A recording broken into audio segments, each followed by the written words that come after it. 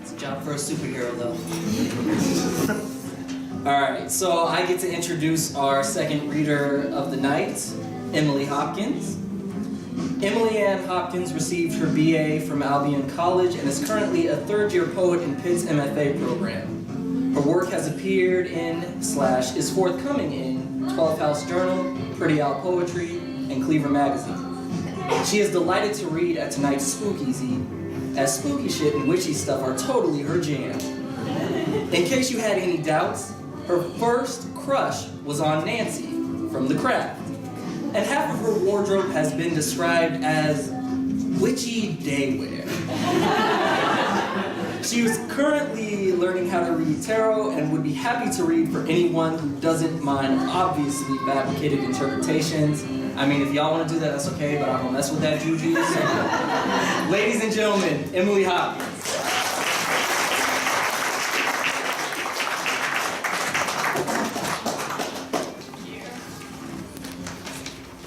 So I'm gonna read some news stuff. Hopefully it's good.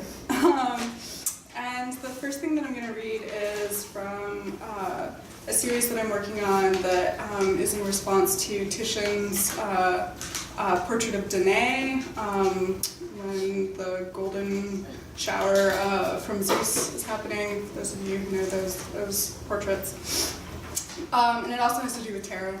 Which is why that was in my bio. But this is called A Heartache Spread for Danae. Do not worry. I pulled no bronze from the cut deck, no crate, no subterranean room. Instead, 7 of swords, greed and paranoia. But you knew that already. Next, the 8 of wands, quick action and an important message. Do not wait too long to move your feet. The 3rd card, justice. No, not like that. Perseus will claim Medusa's head, but what kind of retribution is that? She is a pretty monster. You would love her, cool and damp in that cave of hers. Justice means preparation, means understanding cause and effect. Do you remember the sensation of falling coins? Yes, they punctured your soft womb, but some of them fell to the floor. There was an echo in the metal chamber, double sounds of wet pressure, sharp trajectory. Okay, and the next one is called Plucked Girl Magic.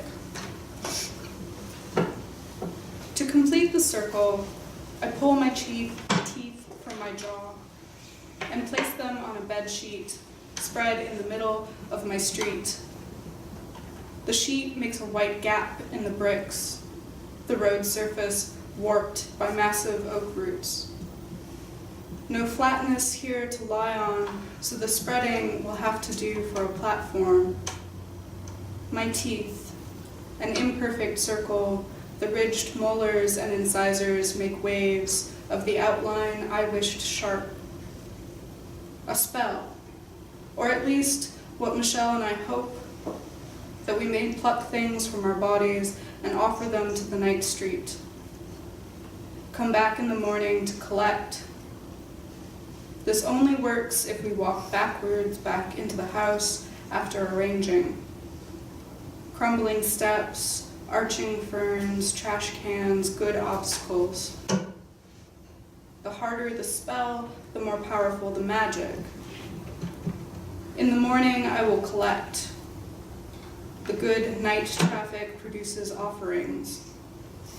Footprints, rocks, twigs, a turned-up corner from a passing car. Disturbances. I gather the sheet and twist, wring out moisture, cut my palms up. Meat offerings are also good. Liquid in its pleasure to fill is best. I go through the list of things I know can be plucked out. Ingrown hairs, the tongue, every fingernail, the eyebrows, the scalp, the pubic hair, the eyes, the eyelashes. It helps to think of someone special. Judith Barcy, girl who voiced Anne Marie in All Dogs Go to Heaven, was known to pluck each eyelash out and then blink knowingly at her therapist. Little bald eyes, little plucked offerings in the palm or the street. The unknown will be known by what we remove with effort and leave in the open. Something to filter pure desire and intent. Grasp and tug, prove it. Lie down in the street and pluck yourself smooth. Okay, and then the last one that I'm going to read was actually written in response to watching Frankenstein, a horror movie, so I figured it's appropriate for Spookeasy. But this is called In Which the Monster is Familiar.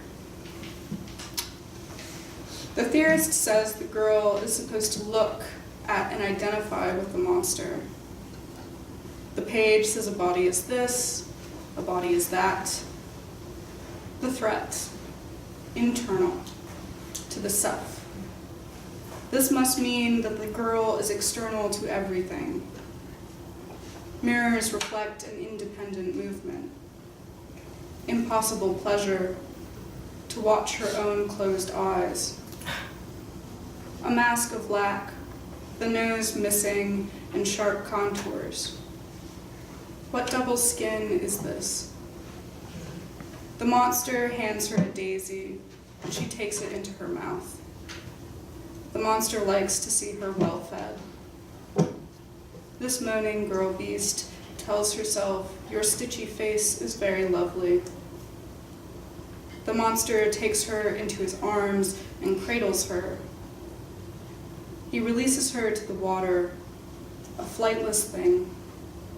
The girl, the monster, the water, pond scum, goose feather, the drag of hands through water. The monster knows wetness is internal to the self, makes masks of hair and clothing, softens the stitches. The girl's face opens.